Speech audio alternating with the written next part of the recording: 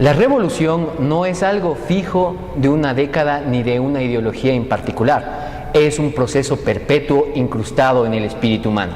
Abby Hoffman. Ciudadanos, ciudadanas, sean todos bienvenidos y bienvenidas a un programa más de Tungurahua Tiene la Palabra en su emisión televisiva, donde informamos los aspectos más destacados de la labor legislativa de nuestra asambleísta, la doctora Betty Carrillo. Doctora, bienvenida, muy buenas noches. Buenas noches, Paulo, buenas noches a todos quienes semana a semana nos acompañan en este espacio de rendición de cuentas y participación ciudadana. Tenemos temas muy interesantes que contarles a ustedes de las labores realizadas dentro del ámbito legislativo y también en el territorio de la provincia de Tungurahua. Así es, esta semana el Pleno de la Asamblea Nacional aprobó por unanimidad y con 106 votos el Tratado de Marrakech, instrumento internacional que busca que las personas con discapacidad visual o auditiva o que tengan alguna dificultad para acceder al texto impreso cuenten con las herramientas que les permitan flexibilizar las normas de propiedad intelectual para de esa manera divulgar la cultura en grupos de atención prioritaria. Doctora, usted dio también su voto favorable a este acuerdo. ¿Cómo lo ve dentro del avance de las políticas para atención a las personas con discapacidad en nuestro país y la cultura, por supuesto, como un bien universal? Recordemos que este tratado ya fue aprobado desde el año 2013 en Marruecos y que de hecho lo que busca es apoyar y generar políticas a nivel internacional. Tiene también la aprobación de la Organización Mundial para la Propiedad Intelectual y busca apoyar a las personas que tienen discapacidad visual.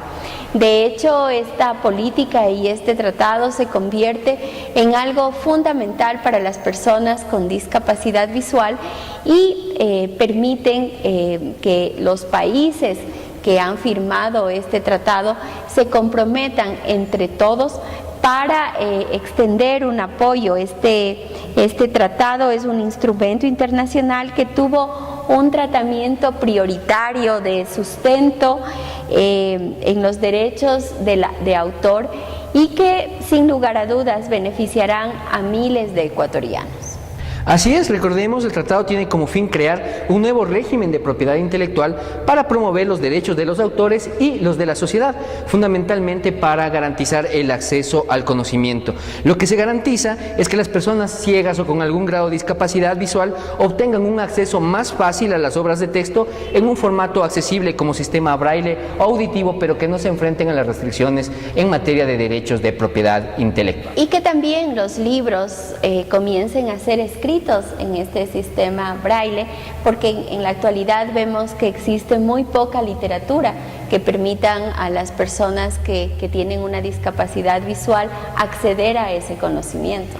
Así es, las normas de propiedad intelectual, como todos sabemos, buscan garantizar el derecho de los autores sobre los textos, pero en una sociedad de la información en donde paulatinamente es cada vez más fácil acceder al conocimiento, es necesario generar nuevos instrumentos para universalizar el acceso a la cultura y tanto más hacerlo con las personas que tienen algún tipo de discapacidad. Pero también el punto es que las personas con discapacidad visual ahora tendrán la posibilidad de escribir textos, y que estos textos a través de este convenio tengan la posibilidad de ser difundidos de manera masiva, lo que se convierte también en un adicional y en algo absolutamente positivo para apoyar a ese talento y a esa producción intelectual que la entregan las personas que tienen problemas visuales.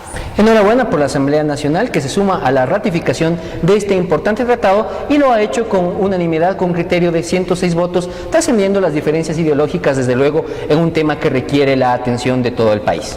En otros aspectos de la información, el Grupo Parla Américas, que constituye un colectivo de parlamentarios de todo el continente comprometidos con el diálogo democrático y el fortalecimiento del papel legislativo, está realizando en el Ecuador varias acciones tendientes a implementar los acuerdos de la plataforma del Foro Beijing +20. Dentro de esta plataforma se han realizado algunas resoluciones tendientes a garantizar los derechos de las mujeres en varios ámbitos, como por ejemplo es el de mujeres y medios de comunicación, garantizando que exista una representación adecuada en derechos y que no promueva estereotipos o prejuicios de género. Nuestra asambleísta, la doctora Betty Carrillo, forma parte de la Delegación Nacional de Parlaméricas y ha presentado una iniciativa de reforma a la Ley Orgánica de Comunicación. Doctora, es importante saber saber cuál es el propósito de este proyecto de ley que usted está trabajando y cuál es el objetivo que persigue.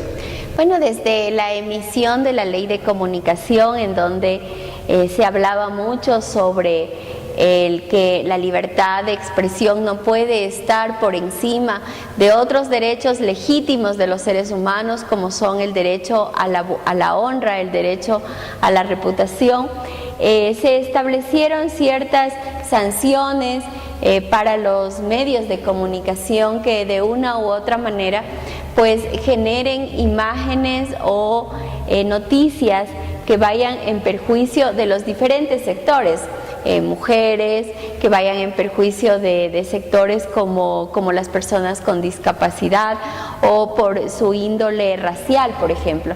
Sin embargo, al haber pasado ya varios años desde la emisión de la Ley de Comunicación, de acuerdo a la información entregada por la Cordicom, vemos que existe un grupo social, como son las mujeres, que son altamente vulnerados todavía a través de imágenes y de propuestas que son de tipo sexista y que también tienen ciertos estereotipos con los cuales nosotros no estamos de acuerdo y que no nos permiten construir una sociedad igualitaria en cuanto a derechos.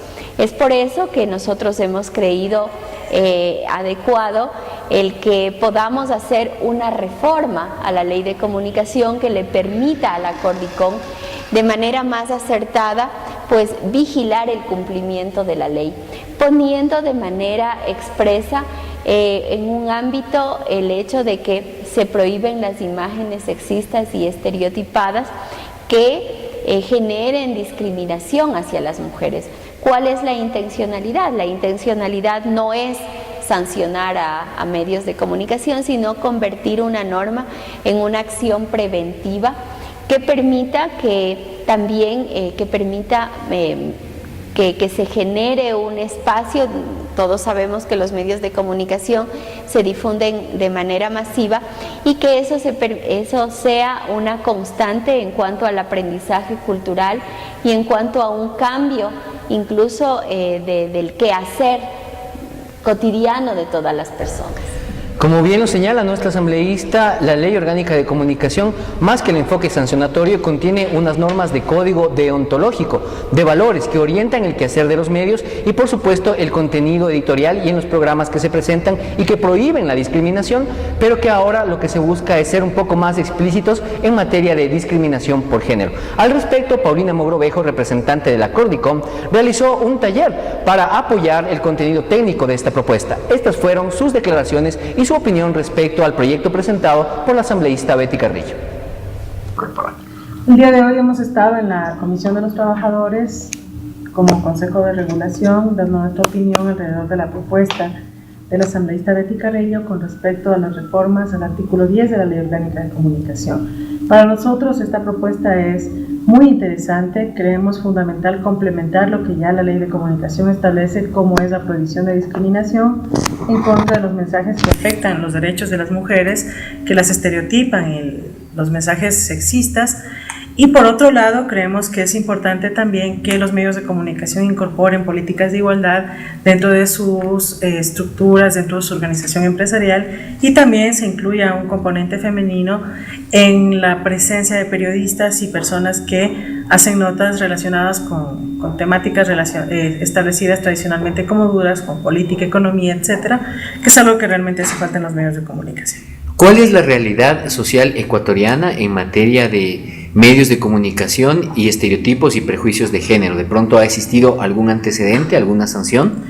Tenemos conocimiento en materia de contenidos que más de la mitad de casos ocurre que los contenidos se refieren a cuestiones sexistas, cuestiones que afectan los derechos de las mujeres, discriminatorias.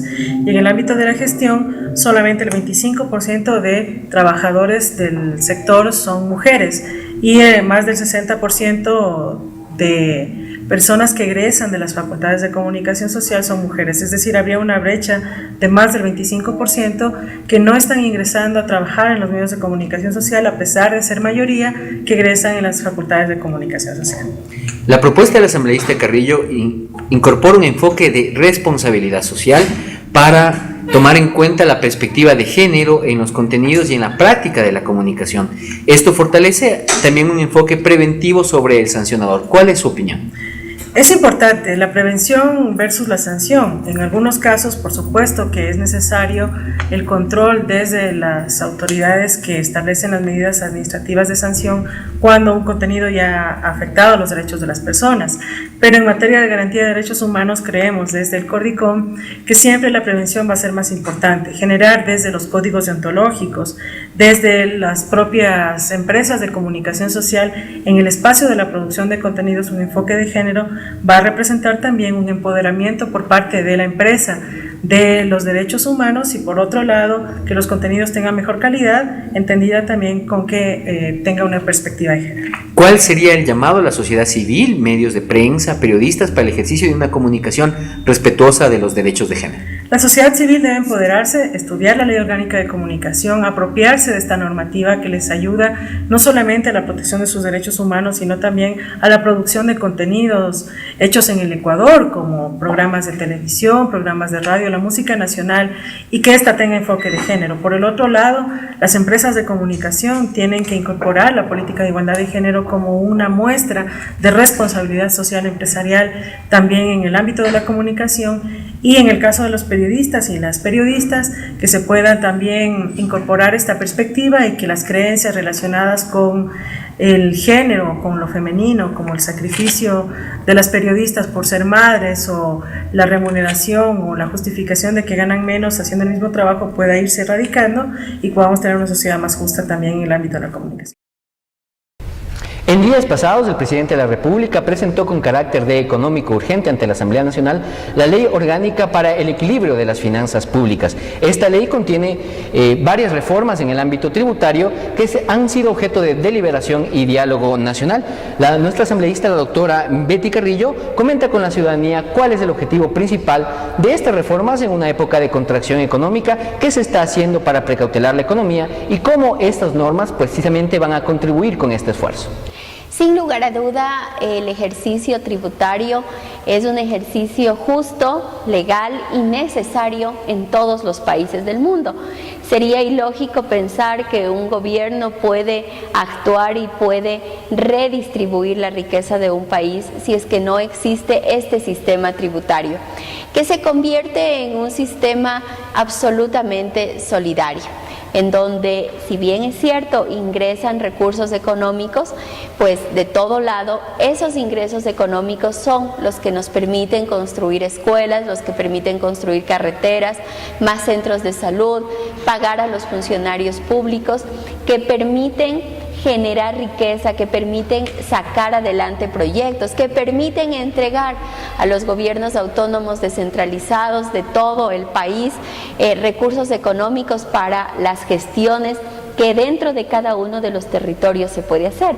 Si es que no contamos con recursos económicos, que el Estado como papá tenga que distribuir a todos los lugares del país, a los alcaldes, a los prefectos, a las juntas parroquiales y también hacerlo de manera directa a través de los diferentes ministerios, a través del Ministerio de Salud, de Educación, de Obras Públicas, pues entonces el Estado no contaría con ese financiamiento. Entonces, el hablar de una tributación es algo lógico, obvio y necesario. La diferencia está en cómo miramos y hacia dónde direccionamos esos tributos. Direccionamos los tributos que debemos pagar los ecuatorianos, como era antes, en los servicios básicos, en los pasajes, en el gas, en el agua, en la luz, que es de consumo masivo, o direccionamos esos tributos y ese aporte en ciertos bienes y servicios que pueden incluso apoyar para mejorar los sistemas de salud en nuestro país. Esa es la decisión y eso parte de un pensamiento filosófico, de una ideología. En el caso de la Revolución Ciudadana, la Ley de Equilibrio de Finanzas tiene tres objetivos fundamentales. El primero es fortalecer la dolarización. ¿Por qué fortalecer la dolarización? Porque nosotros no hacemos los dólares. Nosotros necesitamos, cuando vamos a otro país, nuevamente recuperarlos. Entonces nosotros necesitamos generar una política en la cual se mantengan aquí los dólares. ¿Sabían ustedes que el Estado ecuatoriano paga aproximadamente 500 millones de dólares en traer dólares acá, o en recuperar los dólares de las personas que viajan a otros países? Entonces ese es un objetivo que tenemos. El otro objetivo es optimizar y perfeccionar el sistema tributario, y el tercer objetivo es garantizar un sistema fiscal más justo y equitativo. Esto significa que quienes consumen determinados productos, que en este caso ya les vamos a explicar pueden ser nocivos para la salud, pues sea quienes aporten de mejor manera para el sistema tributario. Lo señalaba la doctora Betty Carrillo, los impuestos tienen carácter recaudatorio, siempre ha sido así en cuanto a materia de tributación pública. Lo importante es direccionar de acuerdo a los objetivos que nos permitan alcanzar el buen vivir. Entre los aspectos mencionados se encuentran una política tributaria orientada a la salud preventiva, tal como se ha establecido. ¿Cuáles son los productos que van a ser afectados por este impuesto y cuál es el objetivo además de la recaudación? Nosotros hemos hablado hace unos días, y de hecho fue un tema que se puso sobre el tapete, las enfermedades del cáncer. El gobierno nacional y las políticas que se han dado en el país a través de las leyes ha sido del apoyo a la lucha contra el cáncer. Y esto es porque realmente existe una gran cantidad de personas que en los últimos tiempos han tenido básicamente 3 enfermedades: es el cáncer, la obesidad y también la desnutrición. Nosotros consideramos que qué mejor manera de incluir una política tributaria si nosotros enfrentamos a estas 3 enfermedades. Y es por eso que uno de los impuestos está dado para los tabacos. Ustedes sabían que el gobierno nacional invierte en la lucha contra el cáncer por el tabaquismo aproximadamente 200 millones de dólares al año. Imagínense ustedes, 200 millones de dólares al año que se invierte y se gasta para las personas que por la utilización, por el consumo del tabaco, tienen cáncer. Entonces consideramos de que una medida de prevención podría ser el subir 1 centavo por cada uno de los cigarrillos que se consumen, y con eso hacer que, bueno, a la gente lo piense 2 veces, lo que significa 23 centavos en cada cajetilla de cigarrillos. Así es, de esta manera se desestimula el consumo de un producto que resulta nocivo para la salud, y de todas maneras no existe una afectación demasiado grave o severa a aquella persona que en uso de su libertad desee seguirlos consumiendo. No es el único producto que resulta agravado de esta medida, también se ha colocado un impuesto sobre las bebidas gaseosas. Doctora, ¿cuál va a ser la afectación al bolsillo de los ecuatorianos a través de este impuesto? ¿Cuál es el costo que se ha planeado? Habíamos comentado hace un momento que una de las enfermedades que a nivel mundial han causado estragos y que tienen repercusiones en otros ámbitos de nuestro cuerpo es la obesidad. La obesidad puede generar, por ejemplo, en enfermedades catastróficas como es la diabetes, o puede repercutir en el corazón. Entonces, son situaciones que te van a generar incluso enfermedades catastróficas.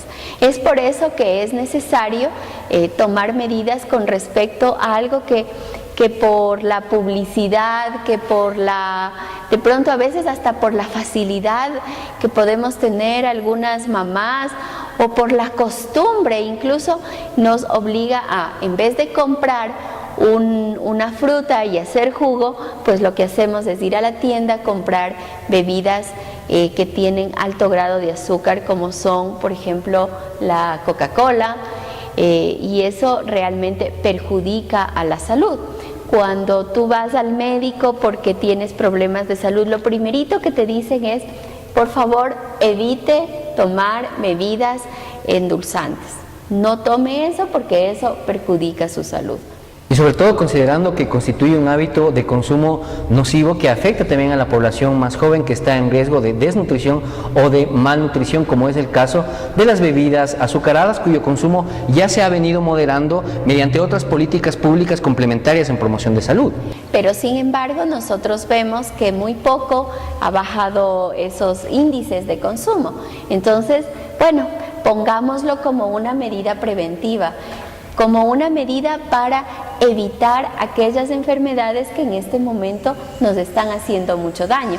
Y es por eso que en cuanto a las bebidas endulzantes, nosotros tenemos que aumentará hasta 61 centavos. Pero en la presentación de mayor consumo, es decir, si es que hay un mayor volumen de consumo, hay un desincentivo, digamos. Así es, así es. Entonces tú vas a pagar 61 centavos más en una cola de 3 litros, por ejemplo. Yo sí quiero en esta oportunidad pues hacer un llamado a las mamás, a los papás, a los niños que nos están escuchando, de que de hoy en adelante procuremos en no seguir bebiendo esas bebidas endulzantes que tanto daño nos hace a la salud. No se puede tener una visión integral del país si las políticas tributarias no se articulan con otros planes y programas del gobierno orientados a un mismo fin actualmente, que es mantener las políticas de bienestar y sobre todo tomar también las reformas necesarias para afrontar la coyuntura económica que actualmente vivimos. Y también en el último bien que se han subido el impuesto es en el tema de las cervezas.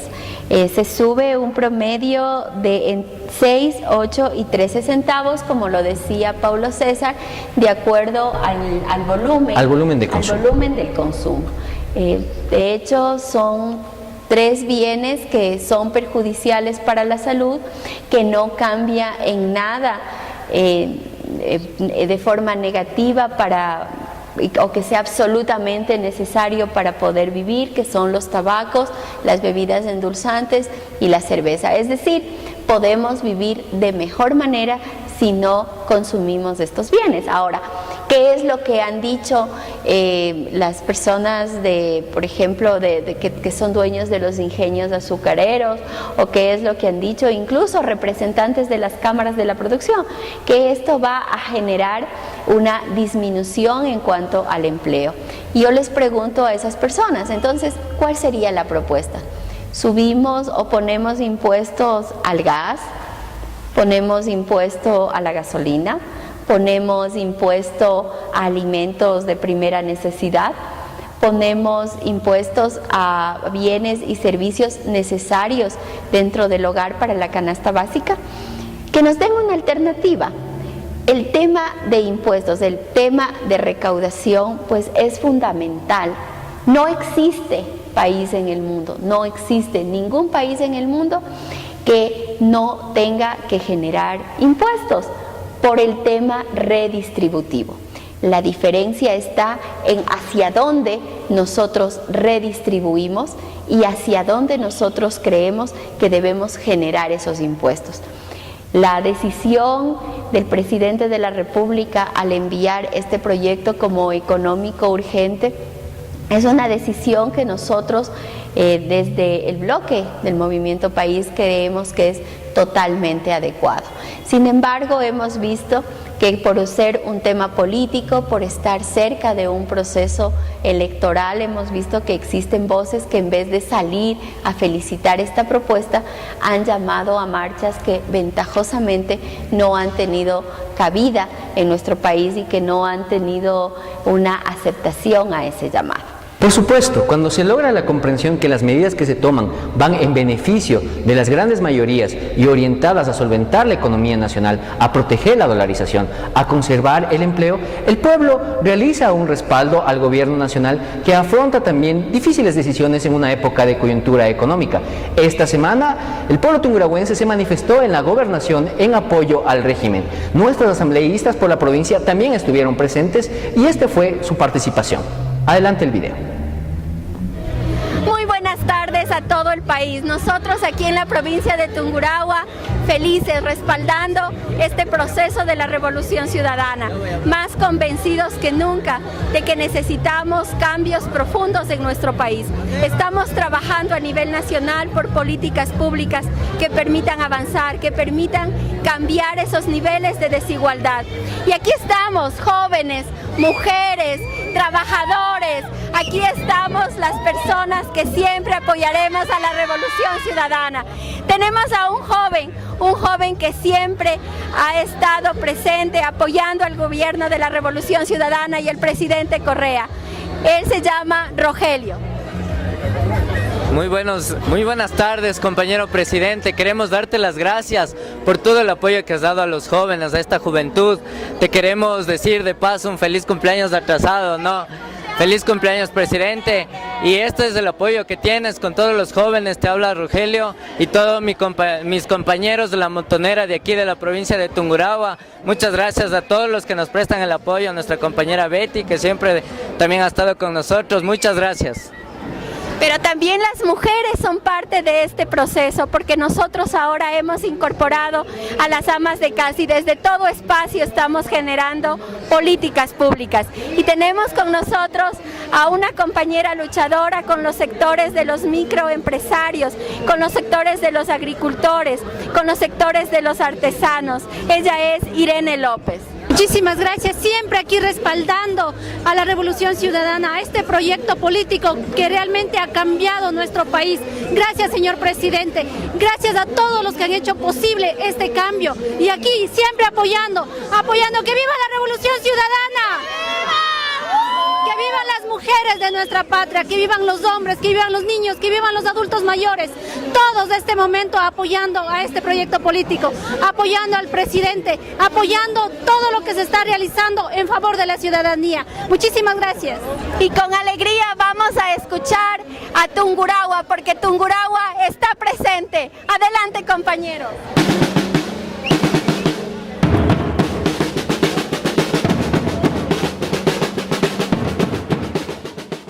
Sin lugar a duda, el trabajo realizado por el gobierno de la Revolución Ciudadana en cuanto a las políticas públicas y también ese trabajo permanente ahora con las mujeres que realizan las labores no remuneradas en el hogar, la ley que se aprobó recién en donde se apoya el trabajo juvenil, las políticas que se van tomando en favor de los trabajadores y el derecho a la sindicalización, pues son los factores fundamentales que nos permiten que sea la ciudadanía de manera activa, de manera espontánea, quien salga a las calles a presentar su respaldo. Muchísimas gracias a todos esos jóvenes que ahora, teniendo una nueva oportunidad de estudiar y de trabajar, respaldan al presidente Correa. Muchísimas gracias a todas esas mujeres que por primera vez van a tener seguridad social y que también salieron a decir: